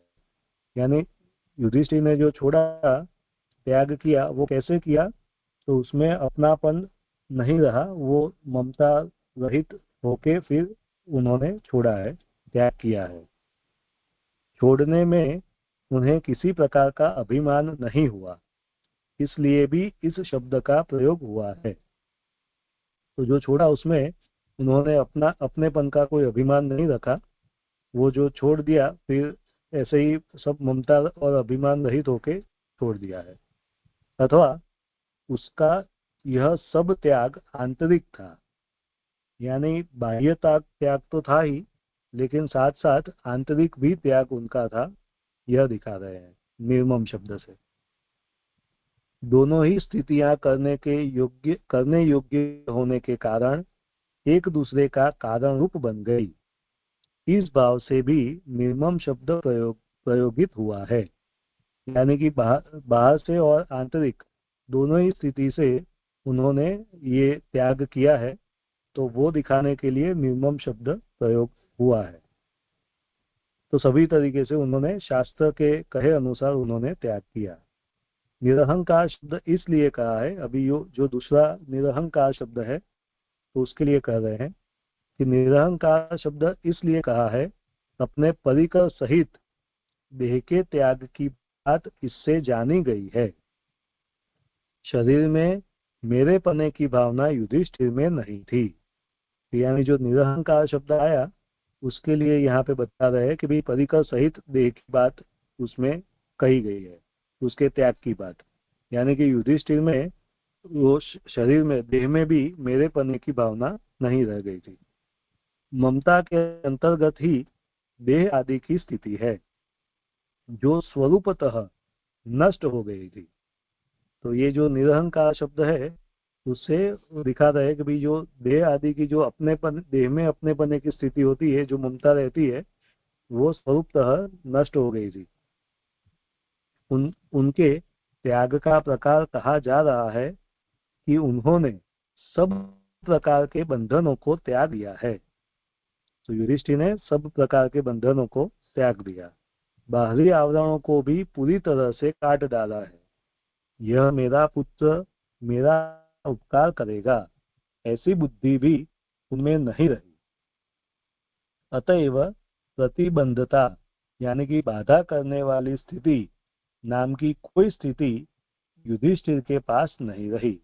यानी कि युधिष्ठिर ने त्याग किया तो इस तरीके से किया कि सभी आवरणों को पूरी तरह से काट डाला, न तो कोई बुद्धि ऐसी रखी कि भाई मेरा उपकार मेरा पुत्र करेगा, और कोई भी प्रतिबंध या तो बाधा जो करने वाले जो कोई पदार्थ या तो जो थी ममता या अहंता, वो सभी की ओर युधिष्ठिर ने त्याग कर दिया।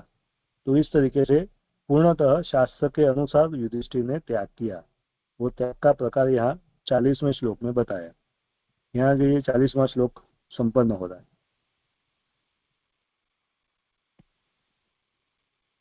ये चीरवासा तो तुम्हारा ही श्लोक होगा, 43वें श्लोक में है। अच्छा, चीरवासा निराहारो बद्धवांग मुक्त मूर्धजः, 2 श्लोक के बाद ही। और कुछ विषय हो किसी को? हाँ जी जी, धन्यवाद था जी जी। एक ये शंका थी कि आगे जो आया ना कि इसी से युधिष्ठिर ने प्रजापति संबंधी दृष्टि बनाकर स्वयं में अग्नि का आरोपण किया। और यहाँ जो बात आई, मतलब ये अग्नि का आरोपण किया मतलब संन्यास समझना चाहिए, और प्रजापति संबंधी दृष्टि मतलब संन्यास, क्षत्रियों को संन्यास थोड़ी होता, तो वानप्रस्थ हुए। अग्नि का आरोपण किया का मतलब वानप्रस्थ हुए, सर मतलब वो शब्द नहीं समझ। हाँ, वानप्रस्थी।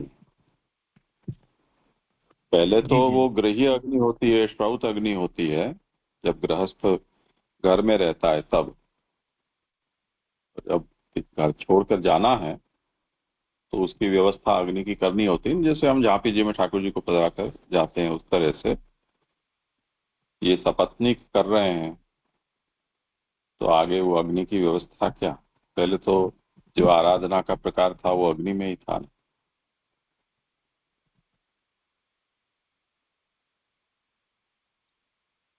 जी जी जी जी, स्पष्ट हुआ। और जैसे प्रजापति संबंधी दृष्टि का मतलब कैसे समझ? दृष्टि नहीं, इष्टि है। प्राजापत्य नाम की एक इष्टि, एक प्रकार का यज्ञ। जी जी जी, तो जैसे इसमें हिंदी में दृष्टि ऐसा लग रहा है, इष्टि कर देते। चलो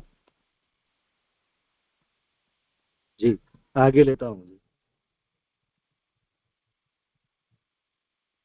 अब केवल शरीर ही बाकी रहा है। उत्थानी का कर रहा हूँ 41 और 42 श्लोक की। तो अब केवल शरीर ही बाकी रहा है, उसका ज्ञान कर्म से लय कहने के लिए प्रथमतः उससे ही स्पष्ट किया जा रहा है। तो यानी कि जो शरीर जो रहा और तो सब त्याग कर दिया, लेकिन जो देह जो बाकी रहा, तो वो देह का त्याग कैसे किया उसका जो प्रकार है वो पूरा प्रकार ये 2 श्लोक में आ रहा है। तो उसके लिए बता रहे हैं कि उसका जो है वो ज्ञान और कर्म से लय किया, तो उसके वो लय करने के लिए प्रथमतः उसे ही स्पष्ट किया जा रहा है। देह का जन्म अज्ञान से होता है। अज्ञान दूर करने के लिए तत्व का चिंतन ही ज्ञान को सिद्ध करता है। यानी कि जो देह है उसका जन्म अज्ञान से होता है, और वो दूर करने के लिए ज्ञान चाहिए, तो ज्ञान वो तत्व के चिंतन से ही सिद्ध होता है। तत्व विचार ही अज्ञान की निवृत्ति है। गीता में भगवान ने कहा है, स्मरण, ज्ञान और अज्ञान ये मुझसे ही होते हैं। गीता जी में प्रभु ने स्पष्ट कर दिया कि भाई जो अज्ञान है उसकी निवृत्ति तत्व विचार से ही, या तो प्रभु के स्वरूप से ही, प्रभु स्वरूप संबंधी जो तत्व संबंधी विचार है उससे ही हुआ है।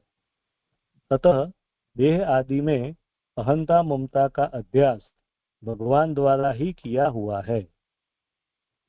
एकादश स्कंद में भगवान ने उद्धव जी से कहा है कि वाणी, मन, प्राण तथा इंद्रियों को नियमों में रखो, अंतःकरण को आत्मा द्वारा नियंत्रण में रखो।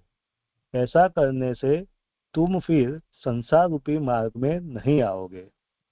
तो यहाँ पे इस आज्ञा के अनुसार त्याग करना चाहिए। तो ये एकादश स्कंद में प्रभु की ही आज्ञा जो है वो आ रही है कि भाई उद्धव जी से उन्होंने ये उपदेश किया था, वो उपदेश को ही यहाँ पे दिखा रहे हैं कि वाणी, मन, प्राण तथा इंद्रियों को नियमों में रखो और अंतःकरण को आत्मा द्वारा नियंत्रण में रखो। फिर वो करने से फिर आप संसार रूपी मार्ग में वापस नहीं आओगे। तो इस आज्ञा के अनुसार त्याग करना चाहिए। गीता जी में ऐसी बहुत सी बातें कही गई है कि कान इत्यादि इंद्रियों की संयम रूपी अग्नि में हवन कर देना चाहिए। ऐसे ही जैसे यहाँ पे प्रमाण दिखा रहा है कि जैसे जो भागवत जी में एकादश स्कंद में आ रहा है, उसी तरह गीता जी में भी ऐसी बात आ रही है। तो भी जो कान इत्यादि जो इंद्रियों है उनको भी संयम रूपी अग्नि में, यानी कि उनको भी संयम नियमित रूप से रखना चाहिए और उस तरीके से ही हवन कर देना चाहिए। जिस क्रम से भगवान ने युधिष्ठिर के लिए सबका लय करने का संपादन किया है, उस क्रम का कथन चित्त में ज्ञान करने के लिए योग्य है, इसीलिए कहा जा रहा है। तो यानी जो भगवान ने जो युधिष्ठिर के लिए जो लय का जो संपादन किया है, वो जो क्रम जो है वो ज्ञान करने योग्य है। तो उसके लिए ये पूरा क्रम कहा जा रहा है यहाँ पे 41 और 42 श्लोक में। तो वो श्लोक कर रहा हूँ।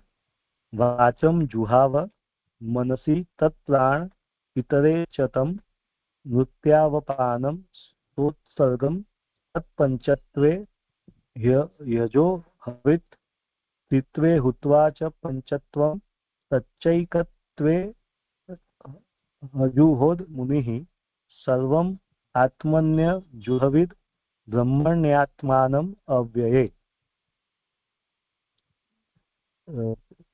युधिष्ठिर ने अनुवाद, युधिष्ठिर ने वाणी को मन में होम दिया, मन को प्राणों में होम दिया, प्राणों को अपान वायु में, अपान को ऊपर की ओर उठाते हुए मृत्यु में, और मृत्यु को पंच महाभूत रूप भगवान के स्वरूप में होम दिया। उन पांचों को त्रिगुणात्मक रूप में होम दिया। उस त्रिगुणात्मक स्वरूप को पुरुष में होम दिया और उस पुरुष को कभी नष्ट न होने वाले अक्षर ब्रह्म में होम दिया। सुबोधनी जी, वाणी के संबंध से शरीर का संबंध है, यानी जो वाणी जो है उसके संबंध से शरीर का संबंध है। यह पुरंजन के आख्यान में कहा है। तो ये जो पुरंजन के आख्यान में, यानी ये जो चतुर्थ स्कंद में वो 25वें अध्याय में पुरंजन का पूरा आख्यान आ रहा है, जो नारद जी ने बरही राजा जो थे उनको उसका जो ज्ञान दिया था वो पुरंजन के आख्यान के रूप में प्रसिद्ध है। तो वहां पे ये बात आ रही है। तो यह पुरंजन के आख्यान में कहा है मन की स्त्री वाणी है, वह प्रकृति के संबंध वाली है। आत्मा की वाणी देवता रूप है, इसलिए देवता रूप और प्रकृति रूप दोनों ही वाणियों का स्वरूप यहाँ भिन्न भिन्न रूपों में नहीं बताया है। तो यानी वाणी जो थी वो वाणी के दो रूप बताए, एक मन की स्त्री रूप वाणी है और जो प्रकृति के संबंध वाली है, और दूसरी देवता रूप वाणी है, आत्मा की वाणी है। तो इस तरीके से दो रूप दिखाए वाणी के। प्रकृति संबंधी वाणी के दूर होने पर देवता रूप वाणी स्वतः ही निवृत्त हो जाती है। यानी अभी जो लय का जो प्रकार बता रहे हैं वो एक से एक जिस तरीके से प्रभु ने जो अज्ञान जो हुआ था उसके ही विरुद्ध क्रम में वो पूरा प्रकार दिखा रहे लय का। तो उसमें सबसे पहले वाणी से स्टार्ट हो रहा है कि वाणी को जो है उसको लय कैसे करना। तो जो वाणी का जो लय है उसमें दो प्रकार की देवता रूप और प्रकृति रूप वाणी दिखाई, और प्रकृति रूप संबंधी वाणी के दूर होने पर देवता रूप वाणी भी स्वतः निवृत्त हो जाती है। उसका निर्बंध यानी आग्रह युधिष्ठिर ने वाणी का बंधन किया। आगे कहा जाएगा, गीता में कहे अनुसार अध्यास भी भगवान ही करते हैं। तो जो अध्यास जो है, जो अज्ञान जो है वो भी प्रभु ही करते हैं। तो इस पक्ष में सबसे अधिक स्वामी है उसमें लय होना ही मुख्य पक्ष है। यानी कि जो लय होना चाहिए वो भी जो मूल यानी कि जो प्रभु है उसमें ही लय होना चाहिए, वो ही मुख्य पक्ष है।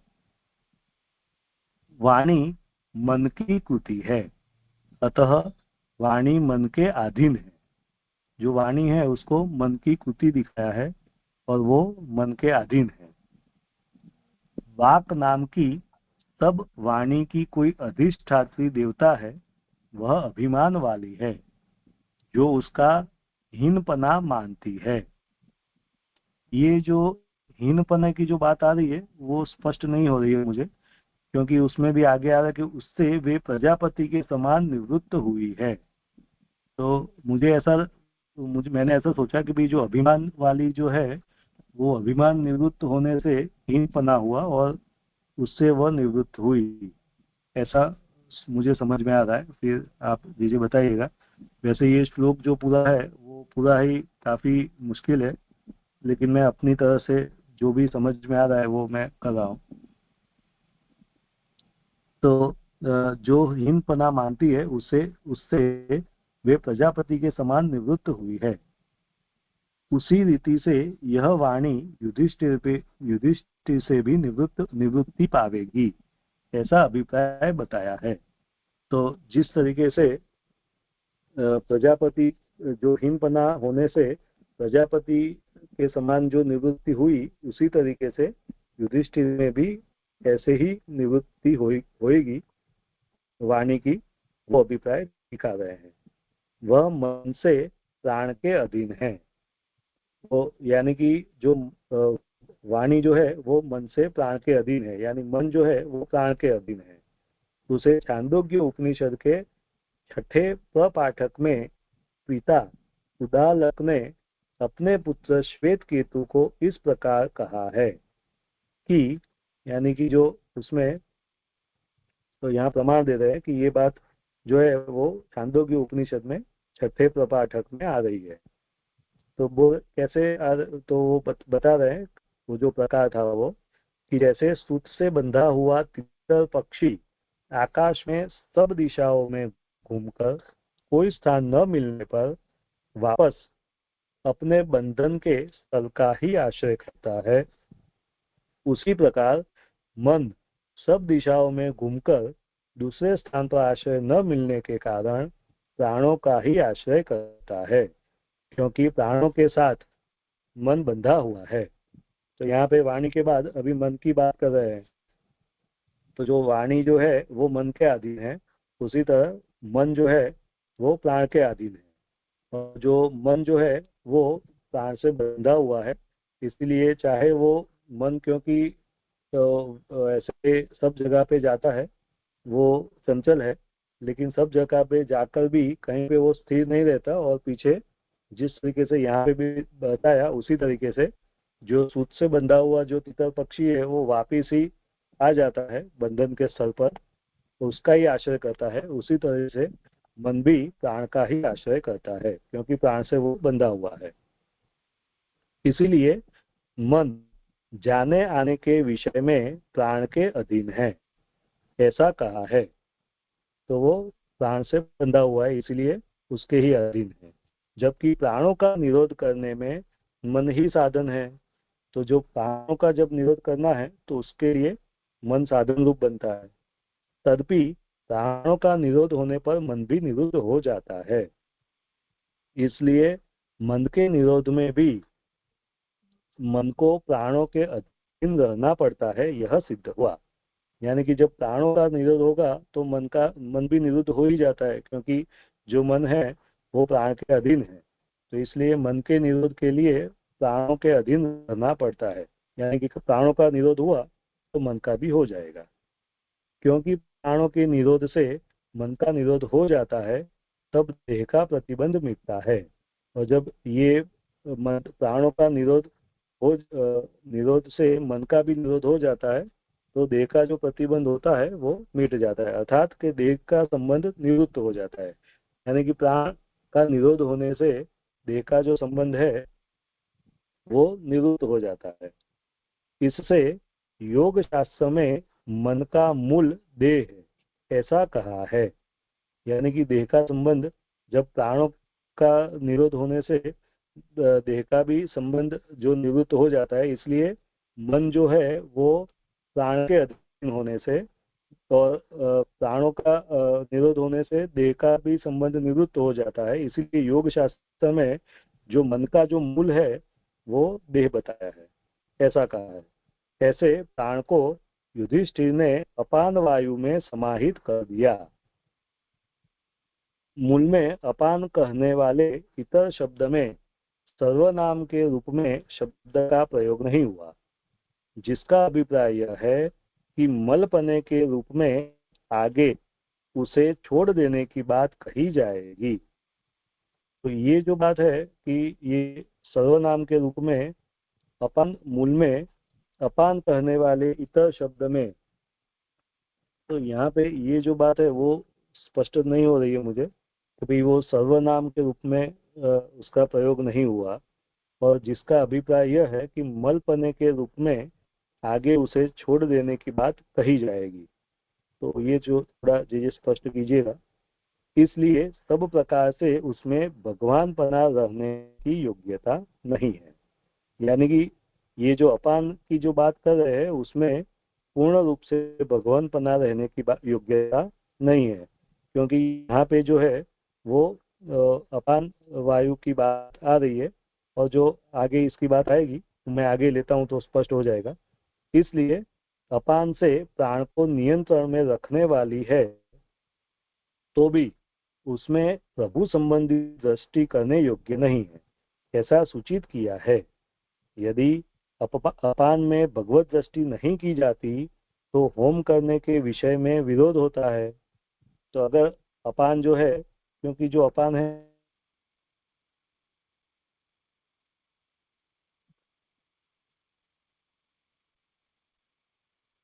आवाज बंद हो गई। आवाज चली गई।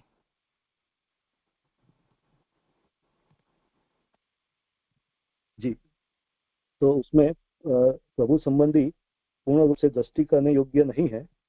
तो इसलिए ये जो बात आ रही है कि भाई इसलिए सब प्रकार से, यानी कि अपान में सब प्रकार से भगवतपना रहने की योग्यता नहीं है। इसलिए अपान से प्राणों को नियंत्रण में रखने वाली है।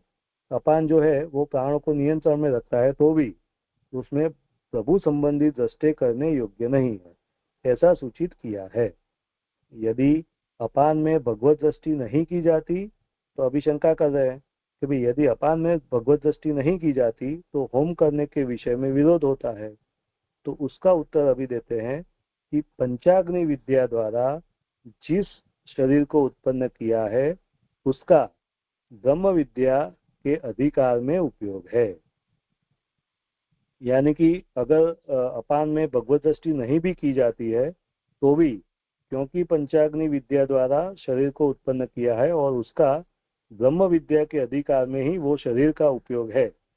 तो यद्यपि युधिष्ठिर के शरीर की पंचाग्नि विद्या से उत्पन्न करने वाली स्थिति नहीं है, तो भी भावना द्वारा वैसा शरीर संपादन करने के लिए पूजा में देवमय शरीर किया जाता है। उस रीति से शरीर को करने के लिए होम करने वाली बात कही गई है, क्योंकि युधिष्ठिर जो है वो क्षत्रिय है और वो जो यहाँ पे जो पूजा या तो पंचाग्नि विद्या या ब्रह्म विद्या में अधिकार के लिए जो क्योंकि ब्राह्मण का जो देह है वो होना चाहिए, तो उसके लिए भावना से वो प्राप्त किया जा सकता है। तो उसी तरीके से वो शरीर का संपादन करने के लिए पूजा में देवमय शरीर किया जाता है। उसी रीत से शरीर को करने के लिए होम करने वाली बात कही गई है। तो उस तरीके से वो भावना से वो शरीर संपादन करके वो होम कर सकते हैं और होम की बात यहाँ पे आ रही है। प्रयत्न पूर्वक वायु के साथ प्राणों को ऊंचा लाकर वहां से अपान प्राणों को वापस नीचे ले जाता है, ऐसा सिद्ध होता है। उस वायु के साथ प्राणों को खींचा जाता है, वह वायु सांसर्गिक है, यानी वह वायु श्वास के द्वारा अंदर आता है तथा बाहर निकलता है। उसी के साथ प्राणों की एकता, उसके साथ प्राणों की एकता नहीं है, यानी कि जो श्वास के साथ अंदर आता है और बाहर निकलता है वो वायु तो सांसर्गिक है, उसके साथ प्राणों की एकता नहीं है।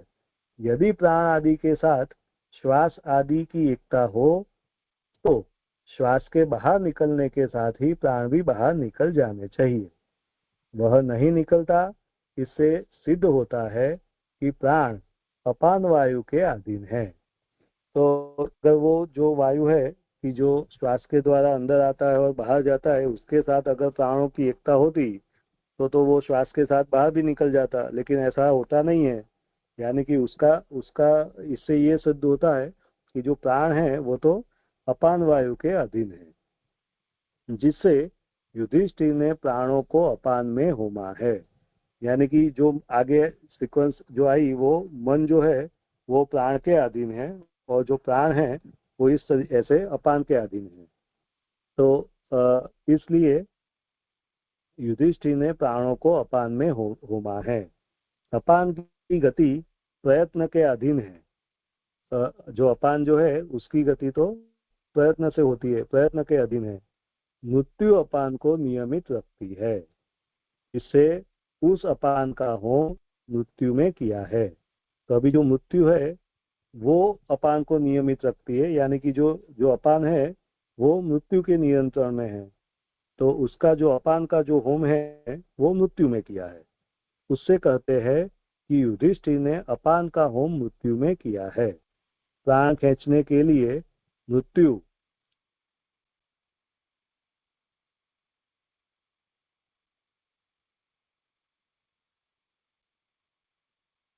का निवास गुदा में है और प्राण हृदय में रहते हैं, जिससे कितने ही योगी योग द्वारा प्राण को बलवान करके अपान द्वारा प्राणों को खींचते हैं। तब प्राणों का बल बढ़ जाने से प्राणों को खींचते समय अपान के साथ प्राण को ऊंचा चढ़ाते हैं। तो यहाँ पे जो योगी के जो प्रकार है उसको दिखा रहे, यानी कि जो अपान का जो निवास स्थान है वो गुदा है, वो बात आई, और जो प्राण जो है वो हृदय में रहते हैं। तो इस तरीके से जो योगी है वो योग द्वारा प्राण को बलवान करके अपान द्वारा प्राण को खींचते हैं। तो ये योगी कर सकते हैं, और तब प्राणों का बल बढ़ जाने से प्राणों को खींचते समय अपान के साथ प्राणों को ऊंचा चढ़ाते हैं। तब दोनों बलवान हो जाने से परस्पर खींचते बाहर न निकल जाए, इसलिए दोनों की गति को योगी रोक लेते हैं। तो ये जो है वो योगी जो है वो योग बल से ही ये प्राण और अपान दोनों को नियंत्रण में रखते हैं और दोनों की गति को रोक लेते हैं। इस प्रकार फल की इच्छा वाले को करना पड़ता है। वो इसलिए ये कर रहे क्योंकि उनको फल की इच्छा है, इसलिए वो ये दोनों का नियंत्रण करते हैं। परंतु युधिष्ठिर को फल की इच्छा नहीं है, इसलिए वैसा निरूपण नहीं किया। क्योंकि युधिष्ठिर जो है उनको और कोई फल की इच्छा नहीं है, तो इसलिए उनके उनके संदर्भ में ये बात नहीं है। परंतु युधिष्ठिर को फल की इच्छा नहीं है, इसलिए वैसा निरूपण नहीं किया। इसलिए सहज ही आसुर भाव में रहने वाले अपान में युधिष्ठिर ने प्राणों का होम कर दिया और अपान को मृत्यु में होम दिया। तो जो युधिष्ठिर जो थे उन्होंने ये नियंत्रण नहीं किया, लेकिन सहज ही जो असुर भाव में जो रहने वाले जो अपान है उसमें प्राणों का होम किया और वो अपान को मृत्यु में होम दिया। अभी यहाँ पे शंका आती है कि भी ऊपर लिखे प्रकार से मृत्यु ने अपान को ग्रहण किया।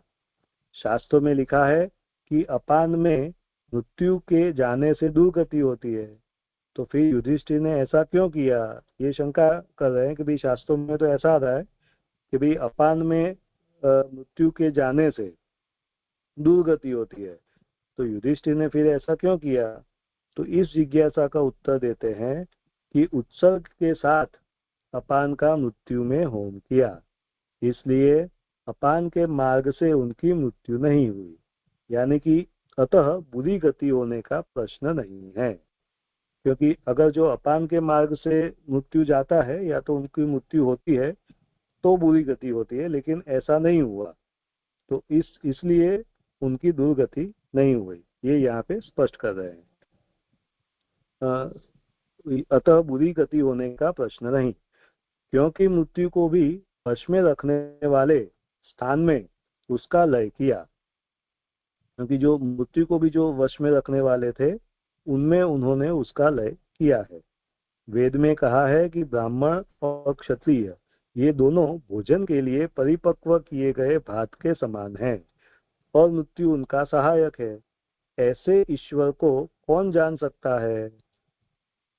यानी देह ही भात माना है और मृत्यु घी के समान है, ये दोनों ही भगवान में विलीन होते हैं, यह सिद्ध हुआ।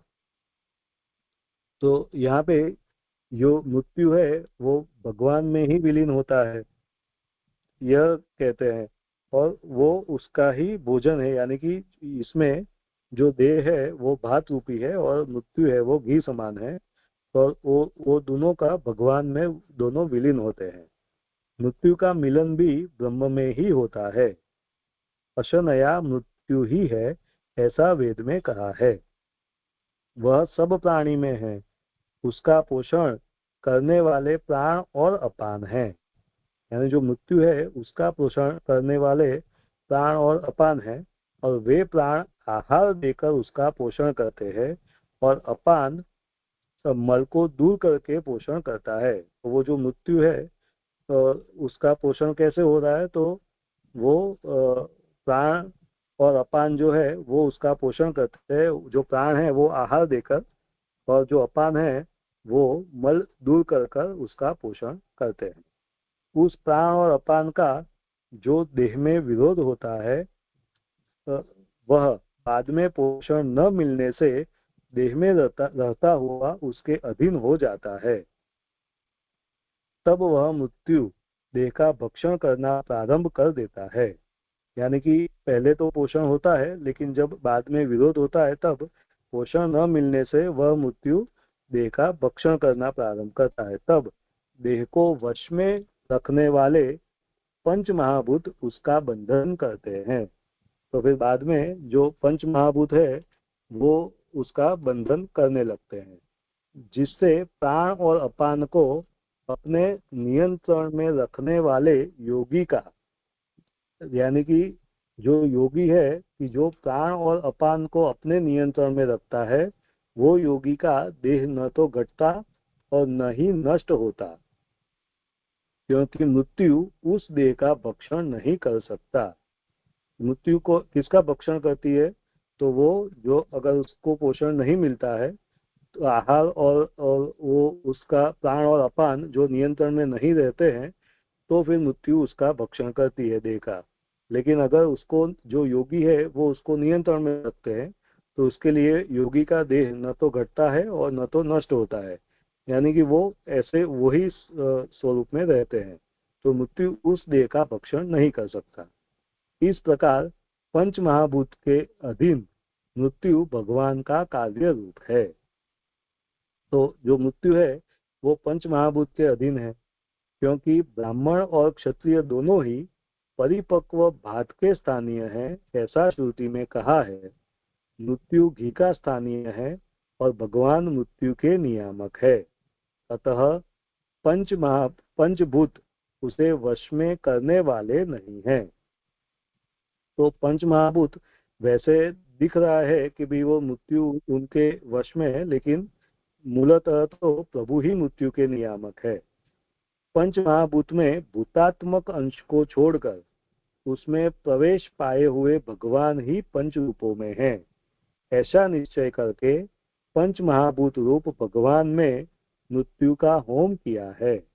तो युधिष्ठिर ने जो किया वो प्रभु ही पंच महाभूत रूप बने हैं, और जो भूतात्मक अंश को छोड़ के उसका ध्यान नहीं करके प्रभु ही पंच महाभूत के रूप में बने हैं, ऐसा निश्चय करके पंच महाभूत प्रभु में ही मृत्यु का होम किया। इसे ही अव्यय से सूचित किया है। इस रीति से पांच पने में भी स्वयं में भगवान का पांच पना न होने से और उसमें भी गरुड़ जी और काल दोनों का अतिक्रम होने से स्वयं काल और लक्ष्मी मिलाकर तीन स्वरूप हुए। दीजिए ये जो बात है वो थोड़ा स्पष्ट करना पड़ेगा, क्योंकि ये बात समझ में नहीं आ रही है। तो ये जो उसमें भी गरुड़ जी और काल दोनों का अतिक्रम होने से स्वयं काल और लक्ष्मी मिलाकर तीन स्वरूप हुए। स्वयं काल और लक्ष्मी इस तरीके से तीन स्वरूप हुए। तब काल रूप गरुड़ जी ने, यहाँ पे गरुड़ जी को काल रूप बताया है, तो वो जो काल रूप गरुड़ जी को उल्लंघ कर ब्रह्मानंद रूप पृथ्वी में गए। ये जो लय करके वो जो है वो ब्रह्मानंद रूप जो पृथ्वी है उसमें गए। इस प्रकार तीन पने को प्राप्त हुए अथवा काल का उल्लंघन करके प्रकृति में गए।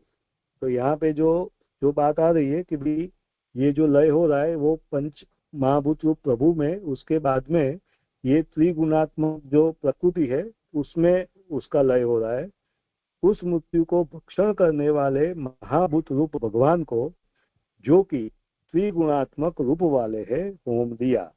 तो यानी कि जो पंचात्मक जो पंच महाभूत जो था उसका जो होम है वो त्रिगुणात्मक जो रूप वाले प्रभु है उसमें होम किया, क्योंकि पंच महाभूत तीन गुणों के अधीन है।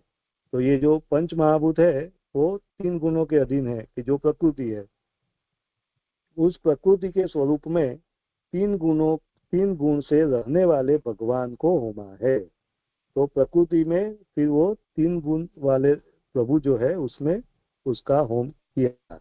इस प्रकार वह प्रकृति परंपरा से सर्व कार्य रूप वाली हुई है। तो ये जो प्रकृति है उसकी वही सर्व कार्य रूप वाली है, तो उस प्रकृति में सब कार्य का प्रवाह प्रवेश करता है। इसलिए सर्व शब्द से जितना कहा है उसमें एक रूप भगवान को पुरुष रूप आत्मा में होमा है। तो यानी जो प्रकृति है वो प्रकृति को भगवान के जो पुरुष रूप जो आत्मा है उसमें होमा है।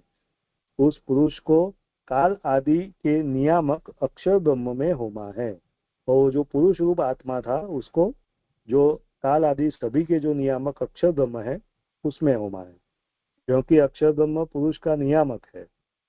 मूल में ब्रह्म शब्द लिखा है, जिससे वेद ब्राह्मण अथवा ब्रह्मा आदि का बोध होता है। ये जो ब्रह्म शब्द है उससे ये तीनों ले सकते हैं, वेद ब्राह्मण अथवा ब्रह्मा आदि का बोध होता है। वैसा बोध न होने के लिए मूल में अव्यय शब्द लिखा है। तो ये तीनों का वैसे तो आ रहा है, लेकिन वो न हो और सभी का वो निर्वर्तन हो जाए उसके लिए अव्यय शब्द लिखा है। अथवा अक्षर ब्रह्म को भी प्रकृति और पुरुषपना होने से नाश की संभावना है। जो अक्षर ब्रह्म है उसको भी अगर प्रकृति और पुरुषपना हो जाए तो उसमें भी फिर नाश की संभावना हो जाती है। इसीलिए वो नाश रहित भगवान में अक्षर ब्रह्म का लय किया। तो ऐसे उसमें नहीं, लेकिन जो नाश रहित जो प्रभु थे, जो भगवान थे, उसमें अक्षर ब्रह्म का लय किया। इस प्रकार एकत्व का आत्मा में यानी कि अक्षर ब्रह्म में लय किया और अक्षर ब्रह्म का भी भगवान में लय कर दिया। यानी जो लास्ट में जो एकत्व का आत्मा में यानी कि अक्षर ब्रह्म में और अक्षर ब्रह्म का भी भगवान में लय कर दिया। तो इस प्रकार पूरा लय की जो प्रक्रिया है उसको यहाँ पे दिखा रहे हैं कि वाणी का मन में, मन का प्राण में, प्राण का फिर अपान में, अपान का आगे बढ़ के जो है वो मृत्यु में, और फिर जो मृत्यु है उसका पंच महाभूत का त्रिगुणात्मक का प्रकृति में, प्रकृति का पुरुष में, और पुरुष का फिर अक्षर ब्रह्म में, और अक्षर ब्रह्म का भगवान में। इस तरीके से पूरा लय की जो प्रक्रिया थी वो बताई, और युधिष्ठिर ने इस तरीके से अपना जो शरीर था, देह था, उसका लय किया। ये पूरा प्रकार दिखा रहे हैं। यहाँ पे ये 41 और 42 जो है वो समाप्त हुए।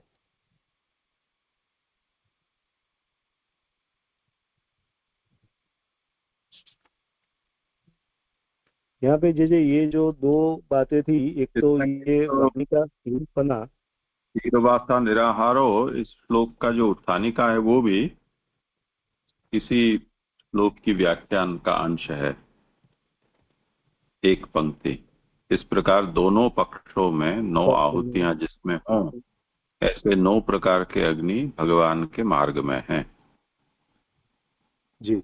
यहाँ तक का जो विवरण है वो 41 और 42वें श्लोक का है। उसके बाद में 43 और 44 में श्लोक की उत्थानिका है। जी जी जी जी। तो इस प्रकार जो लयका है इसमें जैसे ये पूर्णपना की बात आई, तो आज यहाँ तक ही रखें। इस पर विचार कुछ करना हो तो कल करें। वैसे ये विषय पूरा बहुत ज्यादा ऐसा है, यानी हम अपनी सोच से इसमें कुछ भी समझ सकें ऐसा विषय नहीं है। ये पूरी अव्यक्त प्रक्रिया है। फिर भी अगर कुछ हो ज्यादा विचार योग्य तो करेंगे।